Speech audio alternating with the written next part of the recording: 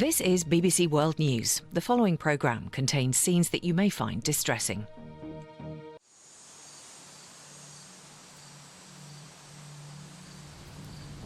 This road is very important to a lot of survivors, as when you look out on this road, you always hope to see your parents coming to get you.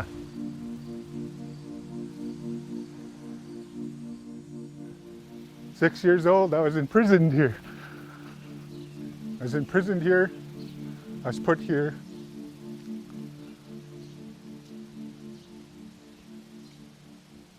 And I did my time."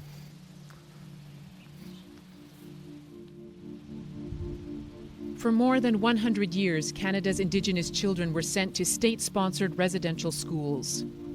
The discovery of unmarked graves at some of these sites has shaken the country and focused international attention on the neglect and abuse they faced.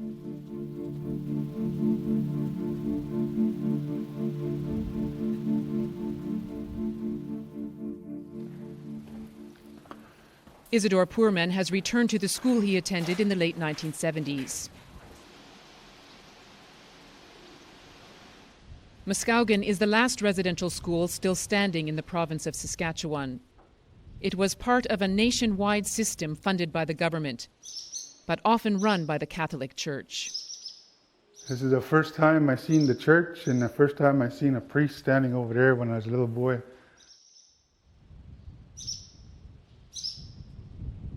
The pews on both sides going down.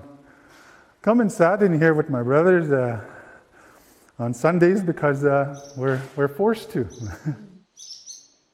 Just the birds here now. The policy was to assimilate Indigenous children by taking them from their families and forcing them to abandon their traditions and language. Cultural genocide is what an official commission called it. I got hit like everybody else that spoke the language here. We got beaten. It's hard to come back to a place where you're abused. This is where we slept. This is the dorm room. Like I remember one night laying here, and they never had anything on the windows. They just had them straight open like this. So we always had like moonlight, a little bit of light coming in here, and then they'd turn off the lights and it'd get dark, and it'd be dark in here and a little bit of moonlight, and the boys would all be around giggling or trying to go to sleep and tell them to go to bed. But then when one boy would start off a cry, it'll make us all cry. It was a lonesome cry. And for that reason, that boy would get beaten up for making everybody else cry. Don't cry anymore. This is the one I told you that some kids have killed themselves. Sometimes the abuse became too much. In this room, Isidore says, one boy hung himself.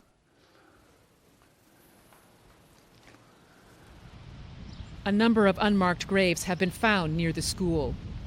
Stories of such graves were common among the students. Also, stories that children were forced to dig them. And it was the son of a survivor, and he told me that his dad buried a kid over there, just over those hills. A child from the school? A child from the school. He buried a child over there. On the other side of the hockey rink, over the hill, he said. So that's what I know about only that one story. That's how come I think it's important for survivors to tell their story, so it doesn't go missing, and maybe that one child can be found. Researchers made the discoveries 3 years ago. Since then, more Indigenous communities have been conducting searches. The work at Muskowgon is nowhere near complete. We did a very preliminary survey.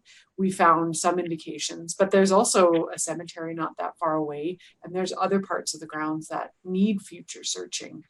I would not be at all surprised to find more, and potentially many more. Do you have any sense of how long it will take till the possible sites are searched and we get a clearer picture of what's actually out there? I think it'll be years.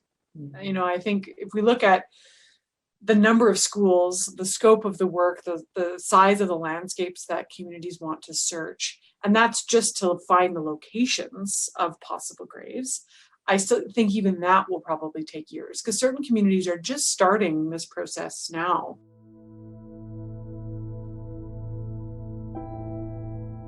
More than 150,000 children were pressed into the schools and molded into the ways and religion of the European settlers. The buildings were overcrowded, the children often malnourished. There was disease and harsh punishment. Death was common, and the bodies were seldom sent back home. Many families were never notified. Generations of survivors have told stories about the missing children. Now they have proof. The nation has been shocked by the findings on the grounds of former residential schools in Kamloops, British Columbia, and here in southern Saskatchewan. Evidence of more than 1,000 grave sites so far, most of them children. The discovery of the unmarked graves has built momentum to search for the truth across Canada. It's hard to say what the scale of that truth will be, but it is already forcing the country to face the incredible burden of its past. It's not that the colonial legacy was unknown, or that the government had failed to act. In 2005, it agreed to compensate thousands of residential school survivors, the largest class action settlement in Canadian history. In 2008, then Prime Minister Stephen Harper issued a formal apology. Mr. Speaker, I stand before you today to offer an apology to former students of Indian residential schools. Crucially, a commission was set up. For 6 years, it heard testimony from across the country, then issued a damning report in 2015. But this moment feels different. A lot of Canadians say they didn't know just how bad the abuse had been. And the revelations coincided with Canada's National Day. Many celebrations were cancelled or replaced with rallies honouring residential school victims and survivors. The way forward is uncertain. Technology has opened up possibilities. Ground-penetrating radar detects disturbances in the soil where the graves lie. But it scans the earth. It doesn't dig anything up. What comes next could be more difficult. It's possible you can identify who these children are, but you'd have to have living relatives who would be able to contribute DNA samples, for example. Cause of death is really tricky. I think some communities, it will be enough to find the locations, to commemorate, to mark, and to leave them be, and others will pursue other things. There's a number of complications. There's jurisdictional questions around that. We hear a lot of conversation around these being considered crime scenes in criminal investigations. Indigenous leaders are demanding accountability, full access to historical records, a public inquiry, even an international investigation. There was a crime against humanity, a crime against children that no one should ever face. There was torture, abuse, and death in those institutions. And someone, somewhere, must face the consequences of first-degree murder, because that's what happened in many of these places. The graves of the missing children have opened the floodgates of memory for survivors. More are speaking about their time at the schools, reliving the trauma, talking about it openly like never before.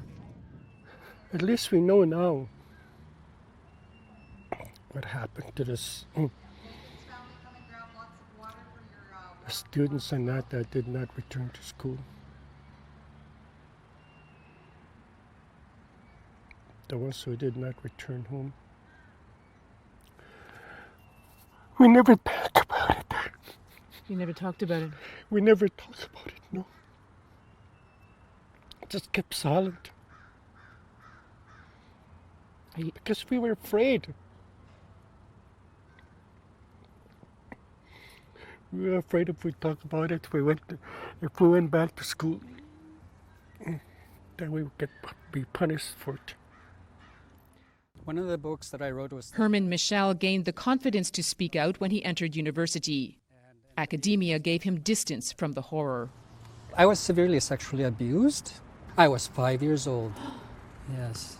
Was it a teacher or somebody in authority at the school, I guess, or a priest? It was people in authority. Yeah. So there was priests that done that, there's nuns that done that, there were supervisors that done that, and there was also older students that were doing that. And so it's a mess.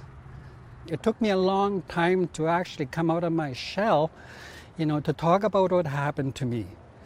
And it's only from listening to other people talking and sharing where I began to find the security to be able to say, me too. For many, though, there is anger. In this summer of reckoning, protesters unleashed their fury at symbols of Canada's colonial past, pulling down statues of Queens Elizabeth and Victoria. Fury also with the church.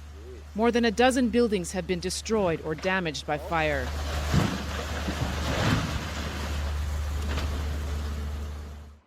Others have been vandalized. There are renewed calls for the Vatican to issue an official apology from Indigenous people, the Prime Minister, and local Catholic leaders. The Pope hasn't done so, at least not yet. So many have expressed a profound desire for Pope Francis to come here to hear their stories, to touch the land where this happened, and to engage and to apologize. And I hear their desire, and I believe he will hear their desire. But apologies are not enough. Apologies need to lead to engagement, need to lead to solidarity, need to lead to positive actions as Indigenous people seek justice to address the various ways in which they experience injustice, ways in which they're on the losing end of social indicators of well-being in so many ways in this country. That's how we get to reconciliation. The government has been criticized as slow to deliver on promises of support to find the missing children and secure their remains. It has now released $27 million, and the Prime Minister says there will be more to come. In the meantime, he's urging Canadians to collectively re-examine their history. As we talk about reconciliation today, it is not just about Indigenous peoples and governments who wronged them, although that's certainly a part of it. It's also about non-Indigenous Canadians understanding that not only what generations of Canadians were taught was wrong, but it was harmful. And it led to the creation of policies and institutions and ways of doing things in this country that didn't respect, acknowledge, or value the extraordinary strength and worth and contributions of Indigenous people, of Indigenous communities, of Indigenous knowledge. The goal of Canada's founders was to take the Indian out of the child. That didn't work. The residential school system did immeasurable damage, but it didn't destroy the Indigenous culture or the people. And what they lived through is living on in a new way. My daughter cried when she heard about Kamloops. It drawn us all closer. She looks at me now, I understand that. I'm beginning to understand. I never talk about that to them. But you are now. Yes, I am now. That's important, no? Yes. Yeah. And same thing with my grandchildren. Please help me welcome our chair. For the longest time, there's been commission after commission, there's been study after study. Do you think that will change now, given what you found? I think so. I think Canadians are listening.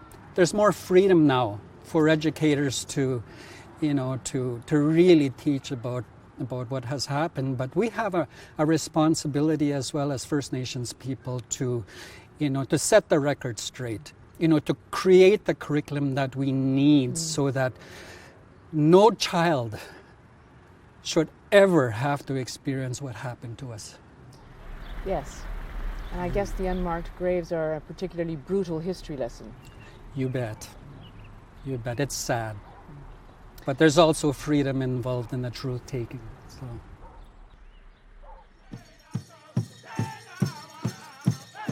Canada's truth has been shaped by the victors.